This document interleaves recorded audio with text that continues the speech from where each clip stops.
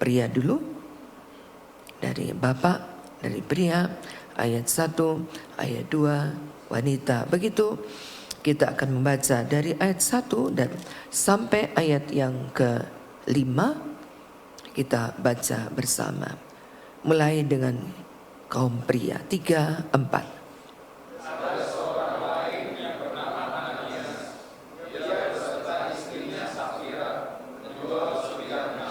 Wanita?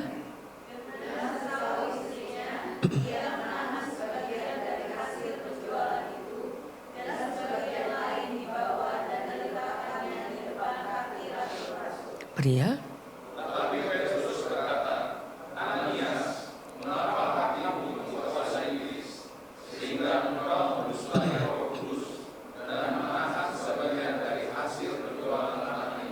Wanita?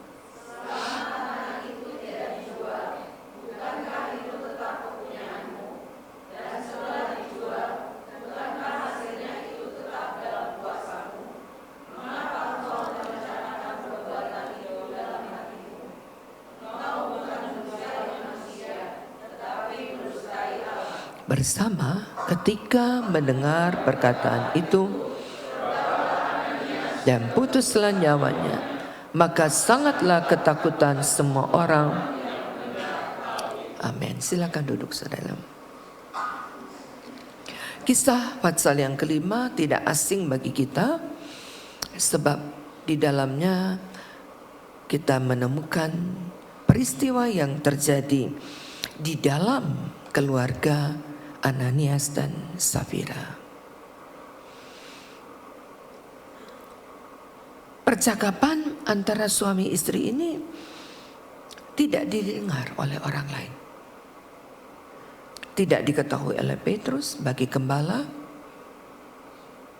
Tidak juga menjadi pembicaraan dengan orang-orang di sekelilingnya, sahabatkah, bahkan tidak dituliskan anaknya. Pembicaraan ayat 1 dan ayat 2 ini adalah pembicaraan intern keluarga. Mereka terobsesi dengan ayat sebelumnya, yaitu pasal 4 ayat 36 dan 37.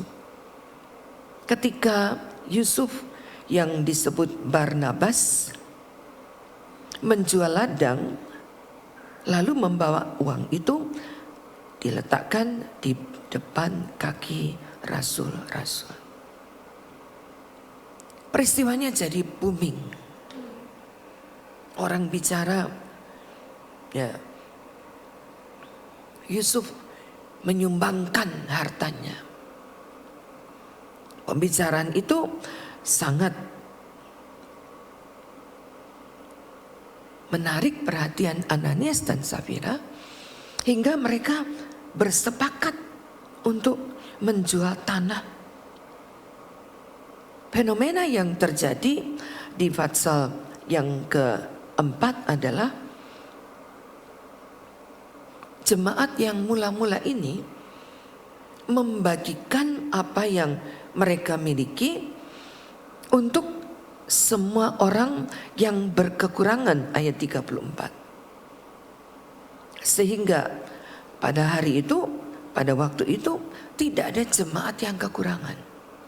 Semua menikmati berkat di tengah jemaat yang pertama di Yerusalem. Sehingga mungkin berbondong-bondong mereka suami istri saling bicara. Lalu Ananias dan Safira merencanakan menjual sebidang tanah. Setelah terjual, bercakaplah suami istri ini. Kita berikan kepada Petrus sebagai gembala jemaat. Entah apa yang membuat perjanjian itu menjadi berkurang Karena sepakat mereka menahan sebagian dari hasil penjualan dan tidak diberikan seutuhnya. Sementara mereka sangat menyadari pergeseran waktu dari zaman Bapa ke zaman anak, dari zaman anak ke zaman Roh Kudus, dan mereka sedang berada di dalam era zaman Roh Kudus. Karena pasal yang kedua menuliskan, lalu Roh Kudus itu turun ke atas gereja yang mula-mula. Berarti mereka sangat sadar bahwa mereka berada di era zaman Roh Kudus. Dan era zaman Roh Kudus mempunyai arti yang begitu penting, sebab sejarah berubah. Dan yang menjadi dominan adalah peran Roh Kudus. Dan ketika peran Roh Kudus ini mulai menguasai jemaat Tuhan, kita gak bisa bermain, saudara. Kita gak bisa bermain. Karena ketika zaman Roh Kudus yang berperan aktif, mulai dari tiap-tiap keluarga sampai kepada pelayanan, itu dominan Roh Kudus. Hati-hati ketika kita berada pada zaman Roh Kudus. Karena mau tidak mau, Roh Kudus ambil peran berada bukan cuma di ibadah. Bukan sementara kita beribadah, tetapi Roh Kudus berperan sampai kepada keluarga kita. Dan kita gak bisa bermain. Karena Roh Allah tembus pandang, saudara. Karena Roh Allah tidak bisa dibohongi. Karena Roh Allah tidak bisa ditipu. Karena Roh Allah dapat tembus sampai ke dasar hati kita. Dan ketika kita berada pada zaman Roh Kudus, Ananias dan Safira lupa bahwa kita sekarang berada di zaman Roh Kudus. Kalaupun mereka bisa mempercakapkan ada persepakatan di kamar, Roh Kudus ada di sana. Amin. Pembicaraan di mobil, nggak ada orang, cuma berdua suami istri. Roh Kudus ada di sana. Kleopas dan istrinya dalam Lukas 24 ngobrol berdua, berjalan dari Yerusalem pulang ke Emmaus. Cuma berdua mereka bicara.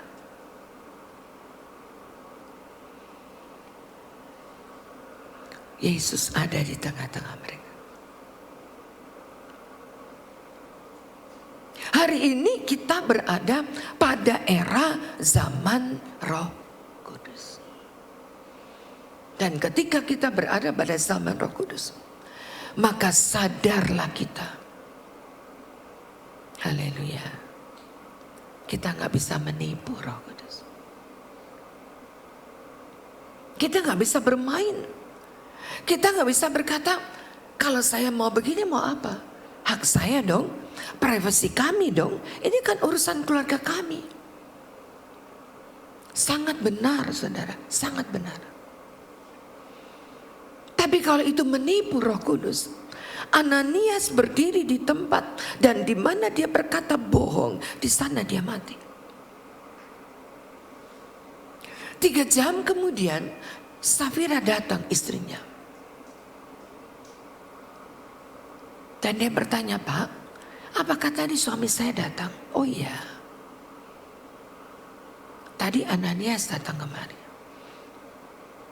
Di mana suami saya? Petrus berkata, nanti dulu. Saya mau tanya, apakah benar yang dibawa oleh suamimu adalah harga penjualan tanah kalian? Oh benar. Petrus berkata, mengapa kalian membuat persepakatan? Sebelum dijual itu hak kamu, sesudah dijual juga hak kamu. Kamu memberikan setengah, memberikan seperempat, memberikan 10%, itu hak kamu. Kenapa kamu berbohong kepada Roh Kudus?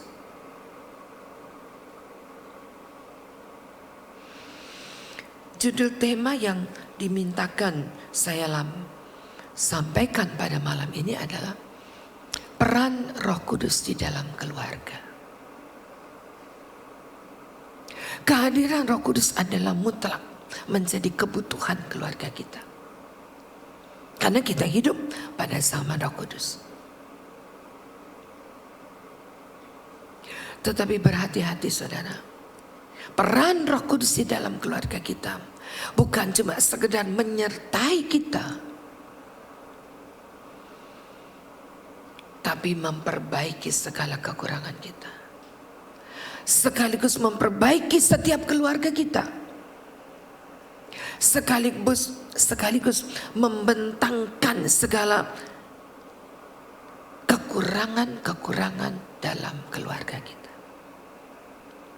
Karena peran Roh Kudus adalah memperbaiki. Bahkan peran Roh Kudus bukan cuma memperbaiki. Peran Roh Kudus adalah mempersiapkan keluarga kita menjadi ukuran sempurna seperti kehendak Allah. Ini peran Roh Kudus. Menjadi kewajiban bagi kita untuk menyertakan. Sangat kita sadari bahwa kita nggak mungkin hidup hari ini tanpa peran Roh Kudus. Kita nggak mungkin bisa hidup. Beban kita terlalu berat, persoalan kita terlalu berat, masalah yang kita hadapi terlalu berat. Dan sebagai gereja Tuhan yang sangat percaya akan peran Roh Kudus, menjadi sebuah kewajiban, keharusan dalam tiap-tiap keluarga. Ada peran Roh Kudus di dalamnya. Sebab Roh itu akan memampukan kita hidup berjalan sesuai dengan firman Allah. Bukan karena kita berada di naungan gereja Pantekosta di Indonesia, tapi menjadi sebuah kebutuhan kita hari ini.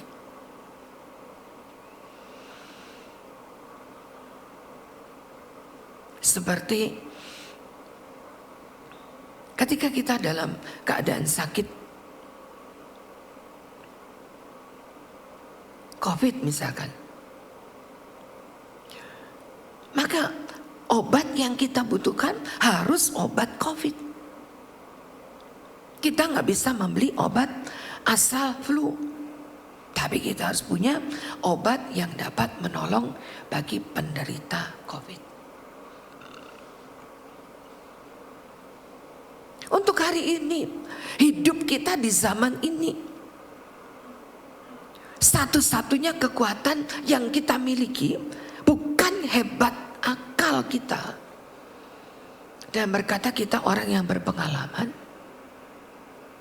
Bukan cukup hanya dengan kantong kita yang tidak kekurangan. Segala macam kartu debit, kredit kita cukup untuk 7 turunan 8 tanjakan. Tapi kita butuh hidup didampingi oleh Roh Kudus. Karena cuma Roh Kuduslah yang akan memampukan kita untuk berjalan hari ini. Bukan dengan kuat dan gagah. Sakaria 4 ayat 6. Sakaria 4 ayat 6. Bersama kita baca Sakaria 4 ayat 6. 3, 4.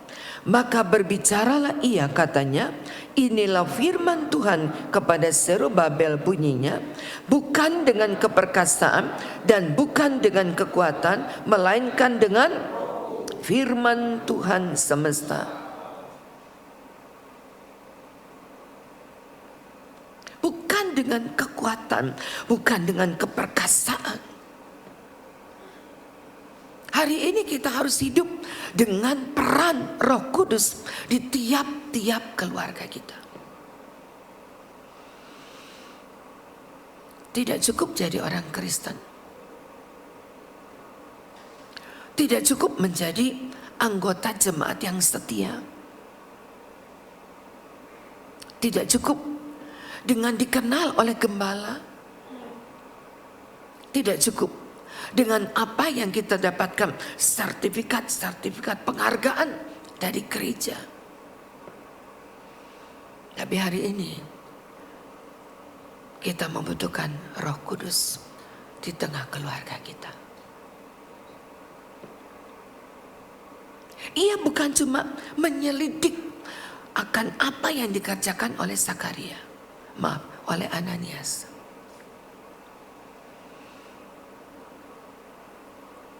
Tapi dia juga, Roh Kudus berperan dalam tiap keluarga kita untuk mempersatukan. Untuk dapat mempersatukan bapak dan ibu, suami istri, perlu adanya peran Roh Allah. Bukankah suratan Efesus berkata,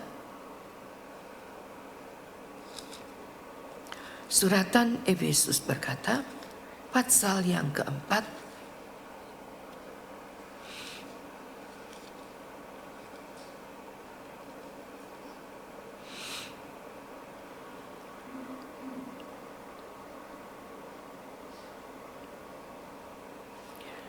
judul perikopnya adalah manusia baru. Dan kalau kita baca dari ayat yang ke-25, karena itu buanglah dusta, berkatalah benar seorang kepada lain, karena kita adalah sesama anggota.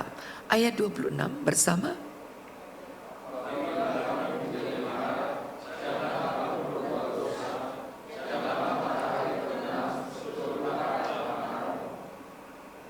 Peran Roh Kudus adalah mempersatukan keluarga.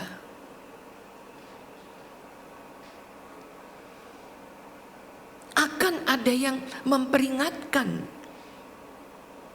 jangan kamu berbuat dosa dengan memendam kemarahan sampai matahari terbenam. Itu Roh Kudus akan mendorong hati kita. Karena perannya adalah mempersatukan.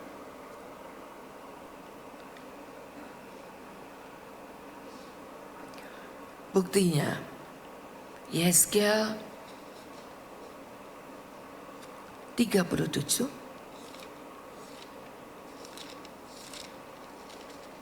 Yeskel 37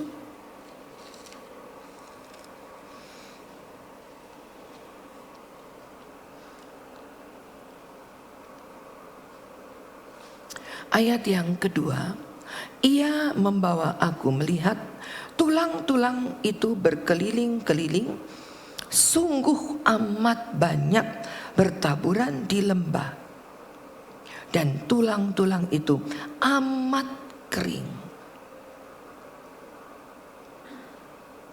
Lalu ia berkata kepadaku, hai anak manusia, dapatkah tulang-tulang itu dihidupkan kembali? Aku menjawab, ya Tuhan, Engkaulah yang mengetahui.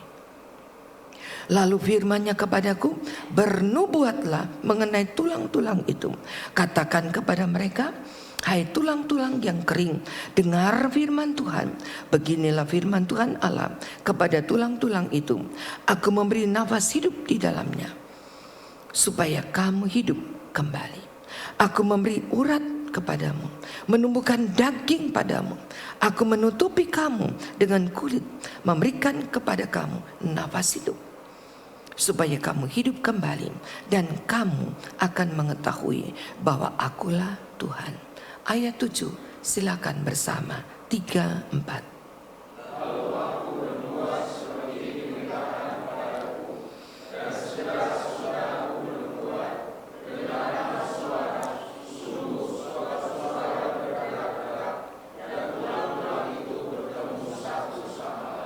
Karya Roh Allah mempererat, mengumpulkan, menyatukan tulang-tulang kering.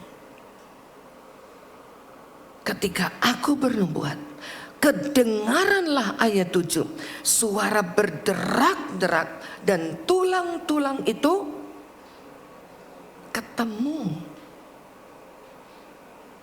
bertemu satu dengan yang lain. Karya Roh Allah.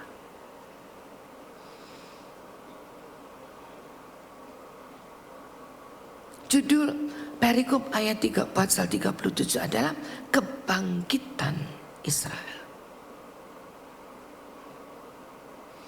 Ketika ada Yeskia yang bernubuat, tidak ada nubuat tanpa Roh Allah. Roh Allah, satu di antara manifestasinya adalah memberikan nubuat. Dan karya Roh Allah adalah mempersatukan.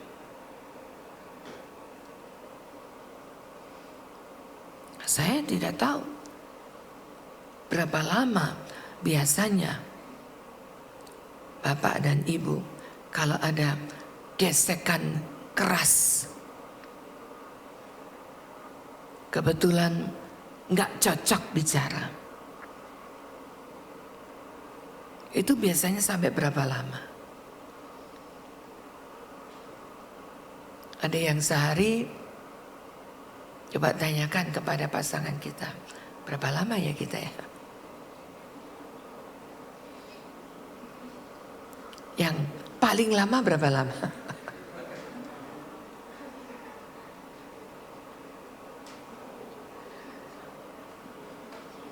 Ada 1 minggu? Ada 1 bulan?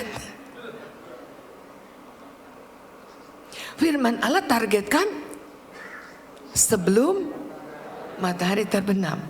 Kita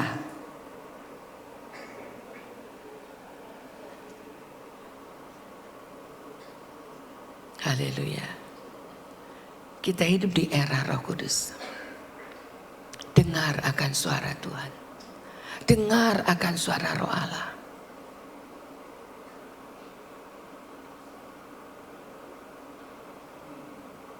Ketika aku bernubuat, kedengaranlah suara sungguh, suara derak-derak, dan tulang-tulang itu bertemu satu dengan yang lain. Enggak bilang, saya jempol ya, kamu kelingking. Kamu yang mesti datang ke saya. Enggak ada ayatnya. Tapi tulang-tulang itu saling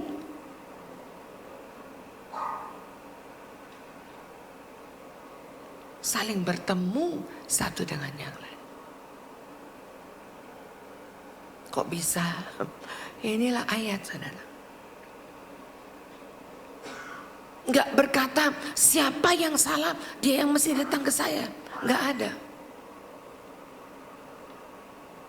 Persepakatan di tengah jemaat, ketika ada Roh Allah, maka akan ada persatuan. Di mana ada Roh Allah, sebab itu hadirkan Roh Allah. Hadirkan Roh Allah. Karena Roh Allah ketika dia ada, maka yang pasti terjadi ada persatuan. Nggak akan berkata siapa benar, siapa salah, siapa lebih tua, siapa lebih muda. Tulang-tulang itu bertemu satu dengan yang lain.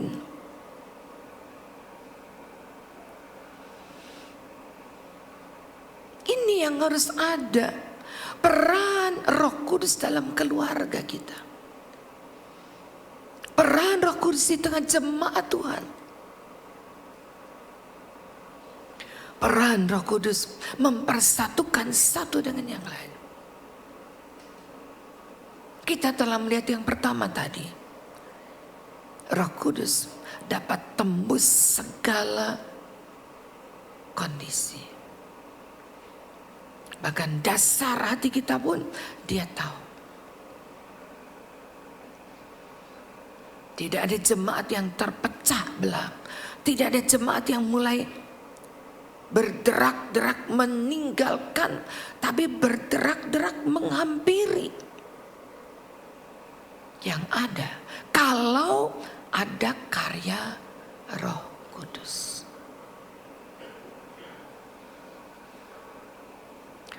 Dan karya yang ketiga, mungkin masih banyak, tapi malam ini kalau saya panjangkan, nggak pulang kita ya.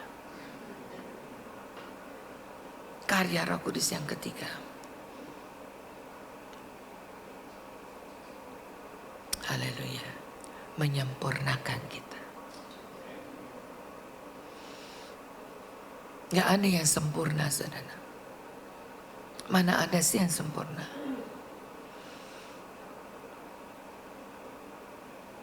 Biar kami yang sudah ubanan, rambut kami banyak yang sudah putih juga ya. Kami juga gak sempurna. Tapi Allah pakai dua saksi yang akan berkarya pada era Roh Kudus. Dia adalah firman Allah dan Roh Kudus.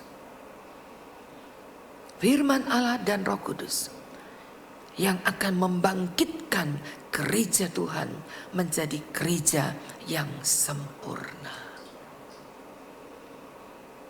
Nggak bisa jadi sempurna, saudara. Mau sih mau, tahu. Jadi sempurna nggak bisa. Tidak bisa menjadikan hidup ini sempurna dengan kekuatan sendiri. Ingat ayat tadi. Bukan oleh kekuatan, bukan oleh keperkasaan, tetapi oleh Roh Tuhan. Karya ketiga yang kita lihat adalah Roh Kudus itu menyempurnakan. Kalau dia ada, peran yang dikerjakan oleh Roh Kudus adalah menyempurnakan. Jangan kita berkata bahwa bukan manusia kalau sempurna, nanti di sorga. Enggak. Allah tidak bicara tentang kesempurnaan di sorga. Itu gak perlu lagi dibicarakan. Gak akan sampai ke sorga kalau tidak sempurna. Berarti di sini kita harus sempurna. Amin.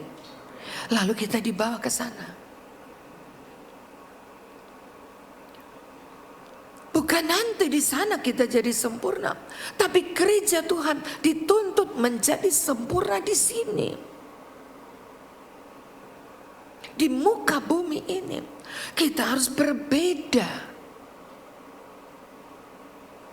Keluarga kita harus berbeda.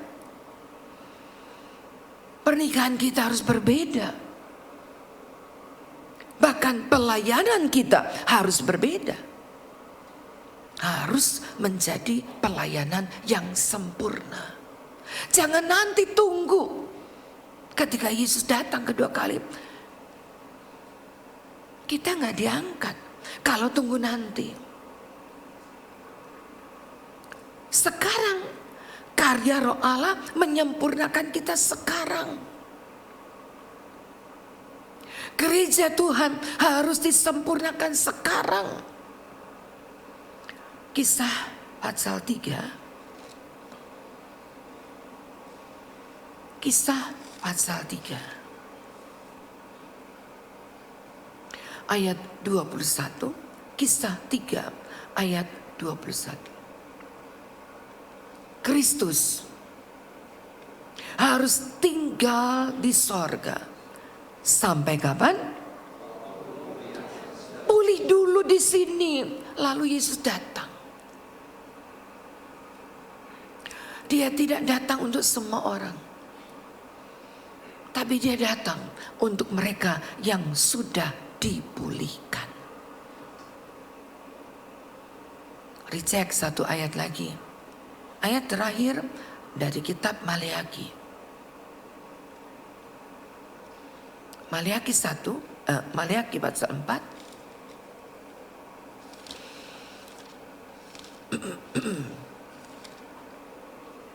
Maleaki pasal 4 ayat 6. Maka ia akan membuat hati bapa berbalik kepada anak dan hati anak kepada bapanya. Pemulihan.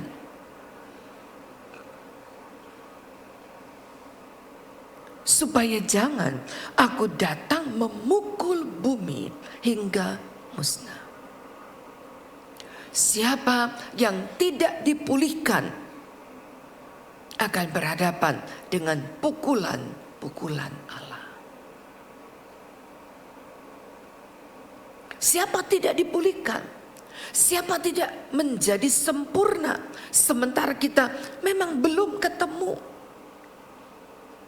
Tapi gereja Tuhan harus jadi sempurna dulu. Maka Kristus itu datang. Dia tetap tinggal di sorga sampai pemulihan segala perkara. Jadi dipulihkan dulu. Karya Roh Allah adalah memulihkan setiap kita. Sekali lagi, tidak dan jangan tunggu Yesus datang baru kita jadi sempurna. Ketinggalan.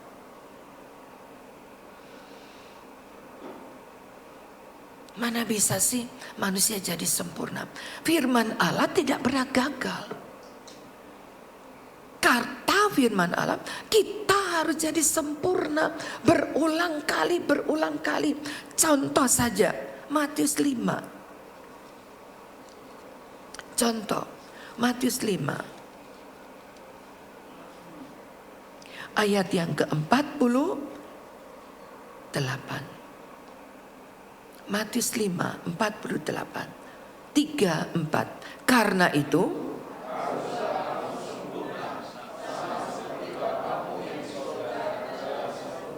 amin. Bukan nanti. Sudah otomatis kalau di sorga itu sudah sempurna kita. Tapi firman Allah berkata, karena itu, karena apa? Karena panjangnya ayat-ayat di pasal 5. Nanti di rumah berdua kembali, bapak dan ibu, suami istri dapat baca. Ayo kita baca lagi, Ma. Ayo. Coba baca. Pasal 5 mulai dari ayat pertama, silakan. Penutup pasal 5 adalah, hendaklah kamu sempurna sama seperti Bapamu adalah sempurna. Siapa yang bisa bikin sempurna? Nggak bisa, saudara, tanpa Roh Kudus.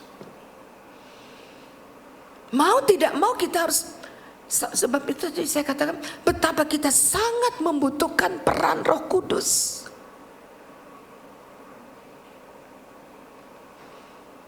Tidak tergantung dengan siapapun. Kita harus sempurna. Ada firman Allah, ada Roh Kudus yang akan menuntun kita kepada kesempurnaan. Dan kalau kita dijadikan sempurna, maka orang yang sempurnalah yang akan diangkat menjadi mempelai Kristus. Peran Roh Kudus. Haleluya. Tuhan kiranya tolong kita. Mesti kembali ke tempat